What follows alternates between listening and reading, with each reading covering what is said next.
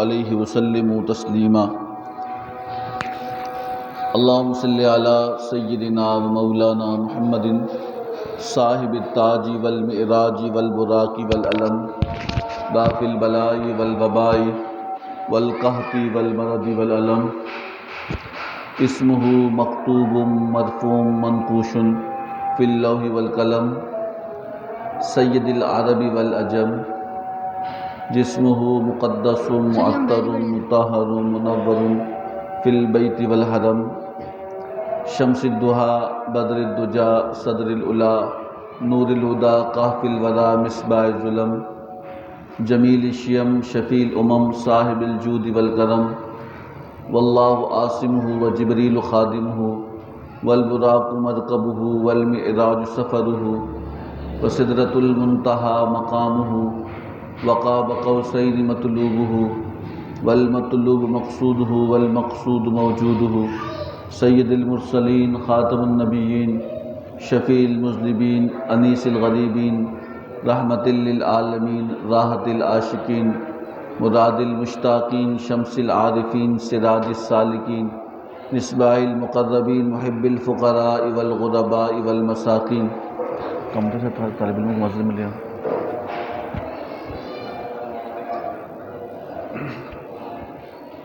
ومولانا ومولا الثقلین ابی القاسم محمد بن عبداللہ نور من نور اللہ یا ایھا المشتاقون بنور جمالہ صلوا علیہ وآلہ وسلموا تسلیما۔ اللہم صلی علی سیدنا ومولانا محمد وعلی آل سیدنا ومولانا محمد وبارک وسلم صلی علیہ۔ حمد و ثنا کے بعد قرآن مجید فرقان حمید کی ایک مختصر آیت کریمہ تلاوت کرنے کا شرف حاصل کیا۔ خالق کائنات سے دعا ہے حق کہنے، حق سننے اور ہم سب کو اس پر عمل کرنے کی توفیق عطا فرمائے۔ جمادی الثانی کا ماہ مقدس کا آغاز ہو چکا ہے اور اس ماہ مبارک کی نسبت خلیفۃ المسلمین خلیفۃ بلا فصل حضرت سیدنا ابوبکر صدیق رضی اللہ تعالی عنہ کے ساتھ ہے، اور اسی ماہ مبارک کے اندر آپ اس دار فانی سے اس دار آخرت کی طرف کوچ کر گئے، اور اس ماہ مبارک میں بے شمار اولیاء کرام عظام کے عرس مبارک بھی ہیں، اور خلیفۃ المسلمین حضرت سیدنا ابوبکر صدیق رضی اللہ تعالیٰ عنہ کی خاص نسبت 22 جمادی الآخر کے اندر آپ کو یوم وصال ہے۔ ان کے بارے میں بات انشاءاللہ گزشتہ جمعۃ المبارک کو کی جائے گی اور آئندہ جمعۃ المبارک کو کی جائے گی، لیکن مختصر یہ بتاتا جاؤں کہ جسی طرح تمام نبیوں میں سب سے بڑا مقام آقا دو جہاں سرور کائنات صلی اللہ تعالی علیہ وسلم کا ہے، اسی طرح نبی مکرم نور مجسم صلی اللہ تعالی علیہ وآلہ وسلم کے اصحاب میں جو سب سے بڑا مرتبہ حضرت سیدنا ابوبکر صدیق رضی اللہ تعالی عنہ کا ہے، تو اسی طرح اور نبیوں کے اصحاب کے اندر جو 1,24,000 انبیاء دنیا میں تشریف لائے، تو ان میں جو ان کے اصحاب تھے، ان اصحاب کے اندر جو سب سے بڑا مرتبہ نبی مکرم نور مجسم صلی اللہ تعالی علیہ وسلم کے یہ صحابی صدیق اکبر کا مقام بلند ہے۔ آپ کی زندگی کے احوال ہم نے زندگی میں کئی بار علماء سے سنا، اور آپ کی سب سے بڑی بات جو عشق رسول تھا اور جو فکر آخرت کا معاملہ تھا، اور ایک روایت میں یہ بھی آتا ہے کہ آپ اکثر یہ کہا کرتے کہ کاش میں انسان نہ ہوتا، تو کسی نے پوچھا کہ آپ کیوں یہ دعا کرتے ہیں؟ آپ فرماتے ہیں کہ جو چرند برند ہیں وہ مریں گے، ختم ہو جائیں گے، ان کا حساب و کتاب نہیں ہوگا، لیکن انسان کا ایک ایک سانس کا اللہ رب العزت کی بارگاہ میں حساب و کتاب لیا جائے گا۔ کیا کھایا، کیا پہنا، کہاں سے کمایا، یہ سارے معاملات انسان کو اللہ رب العزت پوچھے گا۔ تو اسی لیے امانت کہتے اس چیز کو ہیں کہ جب انسان کسی کے پاس کوئی چیز امانت رکھواتا ہے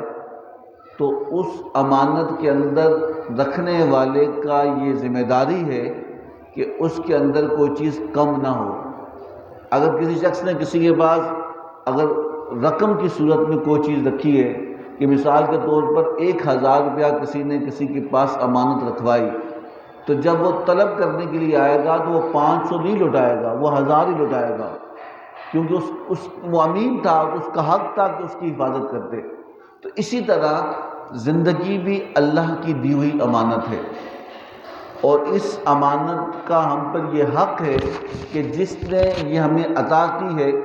اس کی فرما برداری میں ہم زندگی کو گزاریں۔ اگر اس کی فرما برداری اور اس کے احکام، اس کے حکموں کے خلاف ہم نے زندگی کو گزارا تو پھر یاد رکھنا کہ ہم نے اس امانت کا حق ادا نہیں کیا۔ اللہ کے ساتھ اللہ کی دی ہوئی امانت اور اللہ کے حکموں کو توڑ کر ہم نے حق تلفی کی، ظلم کیا، تو اس کا انجام بھی اللہ کی بارگاہ میں سوائے رسوائی کے اور ذلت کی کچھ بھی ہمیں حاصل نہیں ہوگا۔ ہم اولیاء کرام علیہ رضوان کا معاملہ دیکھیں، اب تو ہمارے یہاں ایسا معاملہ نہیں ہوتا کہ انسان جیسے جیسے انسان ترقی کرتا جا رہا ہے مادی چیزوں کے اندر، ایسے ایسے اس کے اندر وہ جذبات، وہ احساسات، وہ دوسرے کے بارے میں خیالات وہ تبدیل ہوتے جا رہے ہیں۔ ہم سوچیں اپنی زندگی کے اس محور کے اندر اور اپنے ارد گرد کے معاملات کے اندر، ہم دیکھیں گے کہ جو آج سے 50 سال 20 سال یا 30 سال کے لوگوں کے خیالات تھے اب وہ نہیں۔ ہم عام طور پر یہ جملہ اپنے ماحول کے اندر سنتے ہوئے ملتا ہے، ہم کہتے ہیں کہ اب وہ زمانہ نہیں رہا۔ آپ نہیں سنتے؟ ہم سنتے ہیں کہ اب وہ زمانہ نہیں رہا، تو آپ اس سے پوچھیں گے بھائی کسی بوڑھے سے وہ زمانہ اس زمانہ کیا مطلب؟ زمانہ تو نہیں رہتا، وہ گزر جاتا ہے۔ کہا کہ اب اس طرح کے لوگ بھی نہیں رہے۔ کا کیا معاملہ؟ اس کا مطلب یہ کہ وہ زمانہ یا وہ لوگ ایسے تھے گزرے ہوئے زمانے کے، انہیں ایک دوسرے کا احساس تھا۔ اگر کوئی شخص گھر پہ نہ ہوتا تو دوسرا پڑوس کا شخص اس گھر کو جو اس کا پڑوس کا گھر ہے اپنا گھر سمجھتا تھا، اس کی عزت، اس کی تحفظ، اس کی ضرورت کو اپنے گھر کی طرح سمجھ کے اس کی نگہداشت کرتا۔ لیکن آج تو ساتھ میں رہنے والا شخص تو دور کی بات ہے، آج گھر میں رہتے ہوئے ایک ساتھ گھر میں بھائی ایک دوسرے سے انجان ہو چکے ہیں۔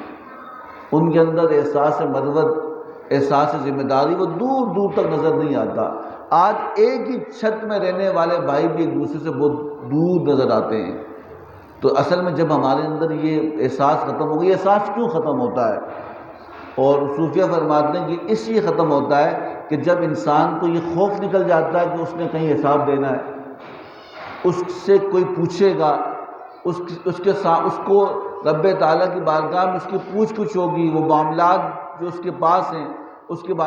بارے میں پوچھا جائے گا۔ تو جب یہ احساس ختم ہوتا ہے تو پھر انسان بے احساسہ ہو جاتا ہے، اس کے اندر پھر وہ اسی طلب میں ہوتا ہے کہ میں جتنا آگے بڑھ سکتا ہوں بڑھ جاؤں، میں جتنا کما سکتا ہوں کما لوں، میں جتنا جمع کر سکتا ہوں جمع کر لوں۔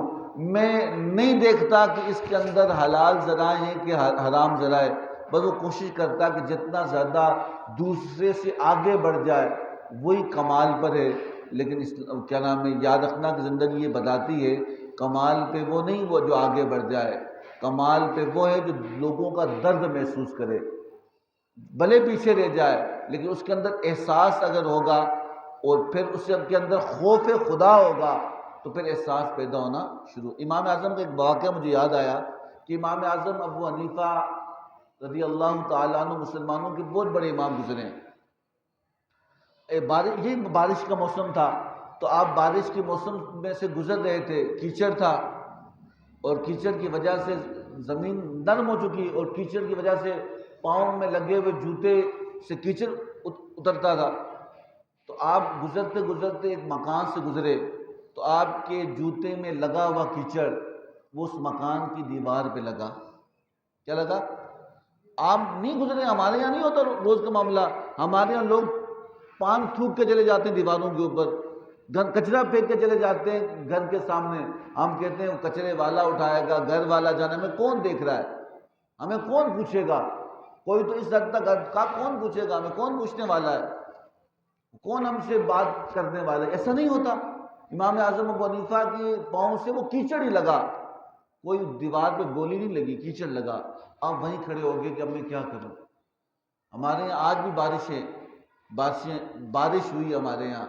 تو یہاں کتنا کیچڑ ہوا، کتنے نمازیوں کے کپڑے خراب ہوتے ہیں اس کیچڑ کی وجہ سے، کتنے بائک والے چھینٹے مارتے گزرتے ہیں کہ وہ کہتے ہیں کون پوچھے گا، کوئی گر جائے ہم اس پہ خوش ہو رہے ہوتے ہیں، ہم تماشا کر رہے ہوتے ہیں۔ یاد رکھنا، جو گرنے والے پہ ہنستا ہے نا، حضور کے حدیث مبارکہ کے مفہوم ہے، آپ فرمایا کہ اے بندے یاد رکھ، جو کسی مومن کی تکلیف پہ خوش ہوتا ہے تو اللہ کو اتنا غصہ آتا ہے، آپ فرمایا کہ جب تک اس وقت تک وہ نہیں مرے گا جب تک وہ درد، وہ تکلیف، وہ شرمندگی اسے نہ ہو۔ بھئی یاد رکھنا، ہم کسی کے تکلیف پہ خوش ہو رہے ہوتے ہیں نا، ہم کہتے ہیں چلو اچھا ہوا، یہ ایسا کرتا تو ایسا ہو جاتا، نانا وہ درد لکھا تھا۔ تو یاد رکھنا کہ حضور نے فرمایا کہ ہمیں ایک درد کا احساس پیدا ہو، اگر کسی کو کوئی تکلیف پہنچے، جتنی ہماری قوت ہے، کوشش ہے، جتنی ہمارے اندر طاقت ہے، جتنی ہم کر سکتے ہیں، تو ہم اس تکلیف کو دور کرنے کی کوشش کریں۔ پھر کیا ہوگا؟ اگر ایک ایک بندہ بھی اس تکلیف کا احساس کسی کا پیدا ہو گیا تو پھر تکلیفیں کم ہونا شروع ہو جائیں گی۔ کیا ہو جائیں گی؟ تکلیفیں کم ہونا شروع ہو جائیں گی۔ جب احساس پیدا ہوگا تو پھر تکلیفیں کم ہوں گی، تو امن سکون پیدا ہوگا۔ ہمارے یہاں ایسا نہیں ہوتا، یہ معاشرہ جتنا آگے بڑھ رہا ہے اخلاقی طور پہ اتنا پیچھے جا رہا ہے، احساس کے طور پہ اتنا پیچھے جا رہا ہے۔ تو کہا کہ آج بھی ہم دیکھیں ان معاملات کو ہماری زندگی کے اندر، حضور نے تو اتنا پیارا دین لے کے آئے۔ حضور نے فرمایا کہ اللہ اتنا مہربان ہے، آپ فرمایا کہ اگر کوئی شخص راستے میں پڑا ہوا پتھر، کوئی پتھر بڑا ہوتا ہے نا، کوئی کسی بوڑھے کو لگ سکتا ہے، کوئی سواری والا اس کی ٹھوکر سے گر سکتا ہے، کوئی ہماری بہن گر سکتی ہے، کسی عورت کو چوٹ لگ سکتی ہے، اس احساس کے ساتھ کہ اللہ کی مخلوق کو نقصان ہوگا، تو اس تکلیف دہ چیز کو راستے سے ہٹا دے۔ آپ نے مثال دی، کوئی کانٹے ہوں، کوئی پتھر ہو، اگر وہ اس پتھر کو بھی ہٹا کے سائڈ پہ کرتا ہے، رب تعالیٰ اس کے بدلے میں صدقے کا ثواب عطا کرتا ہے۔ لازمی نہیں کہ تمہارے پاس دولت ہوگی تو صدقہ دو گے، کہ یہ بھی صدقہ ہے۔ اور پھر اتنا فرمایا کہ آپ نے فرمایا کہ اب یہ تنگی کا دور ہے، تکلیف کا دور ہے، پریشانی کا دور ہے، آپ فرمایا کہ اس تکلیف کے اندر بندہ خوش ہو، اللہ کی نعمتوں پہ راضی ہو، اللہ کی مرضی پہ۔ کہا کہ اگر کوئی بندہ کسی سے ملاقات کرتے وقت، کہ کسی سے ملاقات کرتے وقت اگر وہ اس سے مسکرا لیتا ہے، اپنے چہرے پر مسکراہٹ لے کے آ جاتا ہے، حضور نے فرمایا کہ جو اپنے مومن بھائی سے مسکرا کے ملتا ہے، اللہ اسے بھی صدقے کا ثواب عطا کرتا ہے۔ کتنی چھوٹی چھوٹی نیکیاں ہیں۔ ابھی سائنسدانوں نے ایک ریسرچ کی،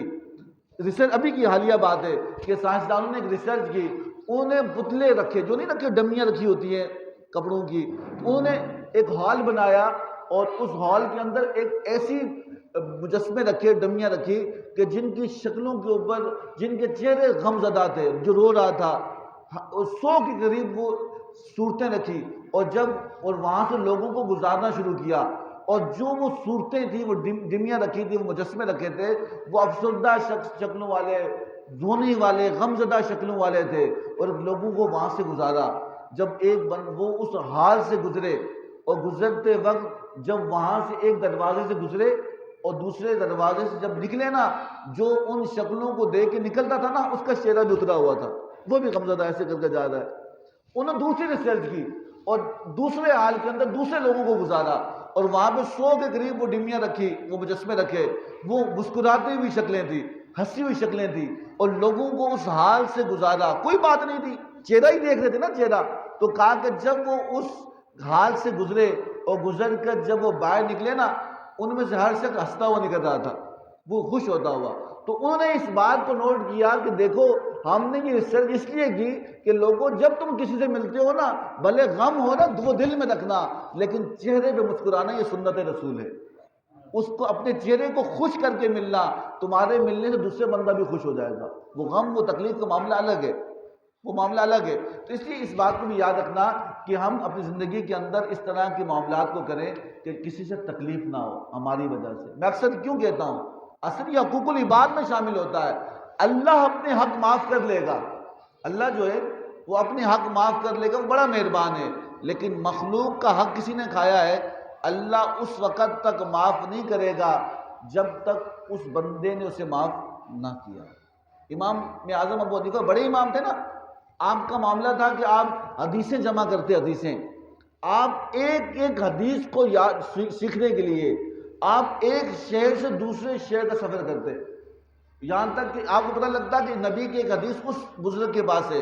اس تک پہنچی ہے، وہ اس کو سیکھنے کے لیے سمجھو یہاں سے بندہ پنجاب جائے، یہاں سے بندہ چائنا جائے، آپ سواری پہ گھوڑے پہ بیٹھ کے اونٹ پہ بیٹھ کے پیدل سفر کر کے آپ جاتے، آپ کو پتہ لگا کہ ایک بندے کے پاس ایک عالم ہے اور ان کے پاس حضور کی ایک حدیث ہے، آپ نے بڑا سفر کر کے اس کے پاس پہنچے تو دیکھا کہ وہ اپنے جانور کو جانور ان کا گھوڑا تھا، وہ بھاگ گیا تھا، وہ اس کو پکڑنے کے لیے چارے کا لالچ دے رہے، چارے کا، ایسے وہ کرتے ہیں جانور کو کہ آگ کھا لے کھا لے، چارے کا لالچ دے رہے ہیں اور لے کر اس کو پکڑنے کے لیے کر رہے ہیں، اور وہ جانور جب اس چارے کے چکر میں آیا تو آپ نے پکڑ لیا، چارہ تھا نہیں۔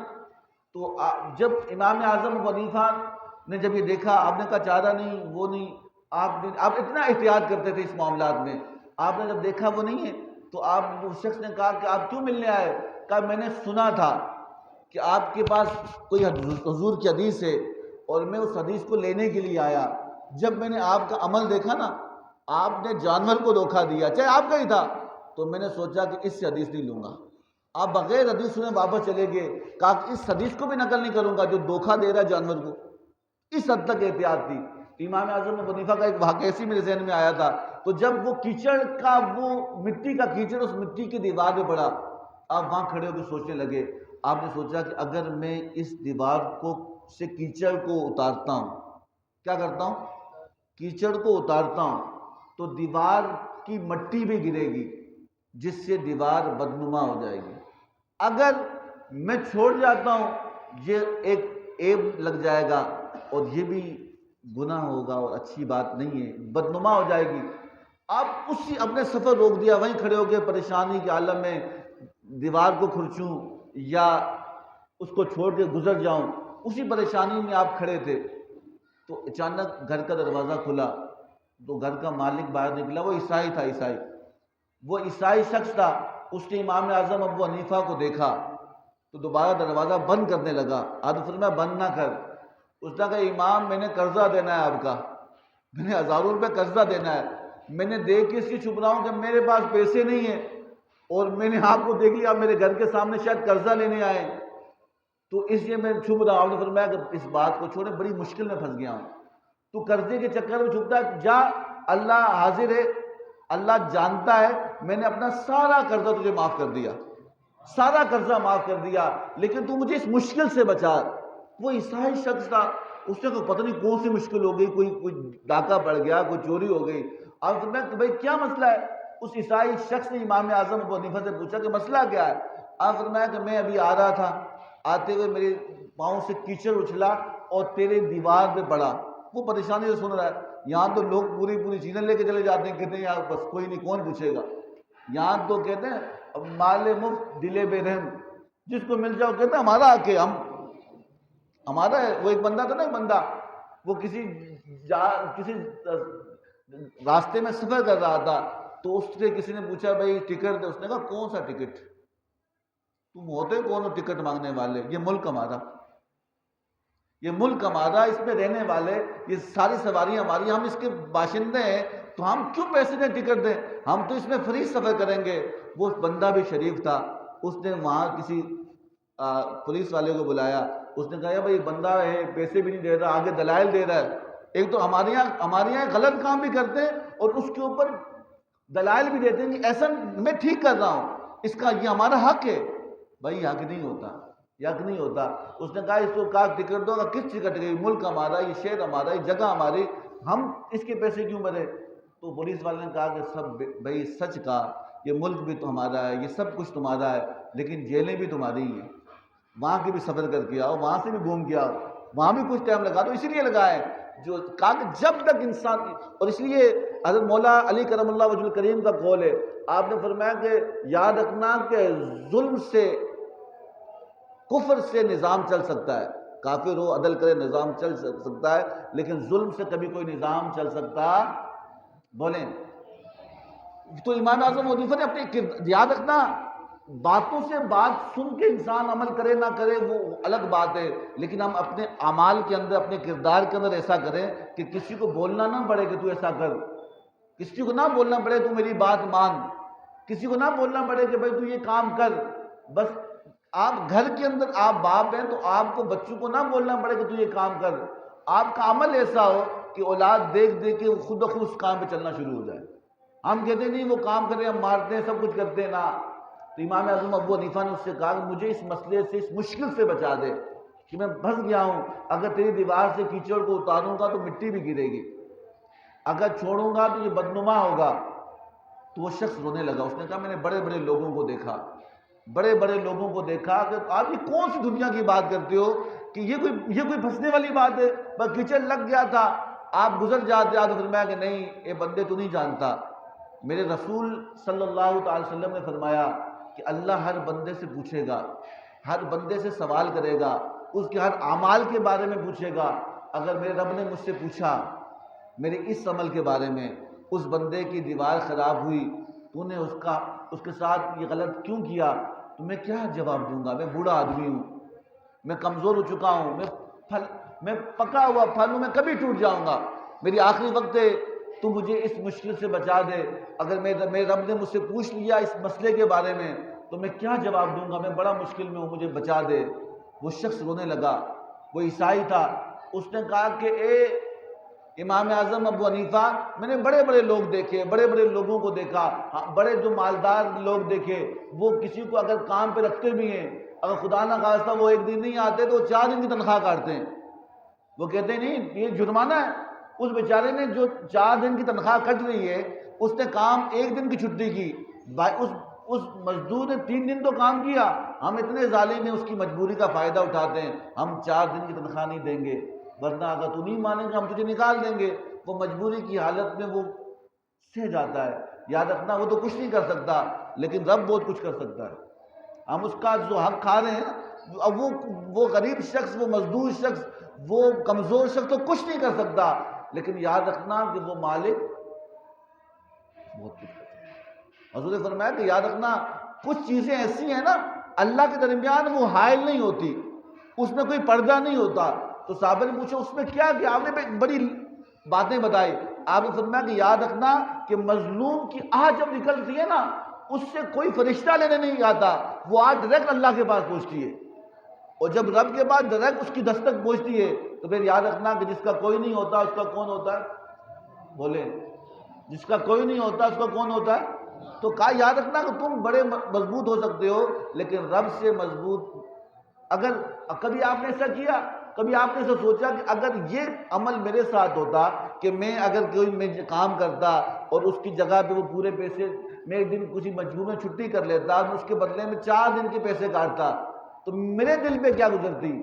میں کیا کرتا؟ افسوس کرتا، بدوائیں دیتا، اور کیا کرتا؟ تو یاد رکھنا کہ انسان کو سوچے کہ اللہ کا پھر شکر ادا کرے، سجدے میں گر جائے کہ یا اللہ تو نے مجھے اس جگہ پہ نہیں اس جگہ پہ رکھا ہے،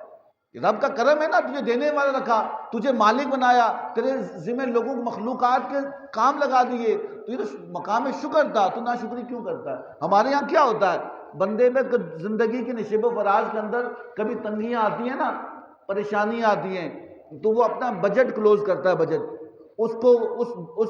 اپنے رہن سہن کے معاملات کو تھوڑا کنٹرول کرتا ہے، اس کی کنٹرول میں کہتے ہیں کہ اخراجات کم کرو، اخراجات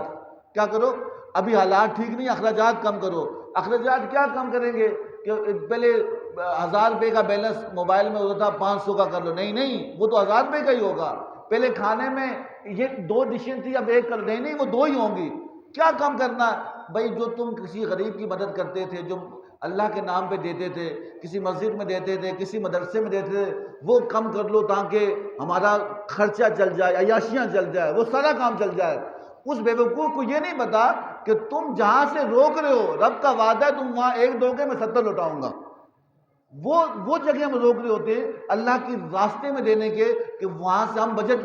کم کر رہے ہیں، ہم اپنی اس خرچے کو کم کر رہے ہیں۔ وہ کم کرنے کی جگہ نہیں ہوتی، اپنی عیاشیاں اسی طرح چل رہی ہوتی ہیں۔ وہ ہم سمجھتے ہیں اب کیوں نہیں برکت ہو رہی؟ بھائی جہاں سے سمندر آنا تھا وہ دروازہ تو بند کر لیا تم نے، وہاں سے تو کچھ نہیں آئے گا۔ جہاں سے بیماریوں کے درمیان ڈھال دی وہ تو روک دیا تم نے۔ تم سمجھتے ہو تم ٹھیک ہو جاؤ گے، جب تک وہ دروازہ نہیں کھلے گا وہ ٹھیک نہیں ہوں گے۔ وہ دروازہ کیا ہے؟ وہ اللہ کی راہ ہے، وہ اللہ کا راستہ ہے، وہ اللہ کے راستے میں چلنا ہے، اللہ کے راستے میں دینا ہے۔ حضور نے فرمایا تو اپنی بیماروں کا علاج کرو، کہ ڈاکٹر طبیب کے پاس جانے سے پہلے تم اللہ کی راہ میں صدقہ دو۔ ادھر تم صدقہ دو گے آدھی بیماری ویسی ختم ہو جائے گی، آدھا مرض ویسی دور ہو جائے گا، کیونکہ شفا دینے والا کون ہے؟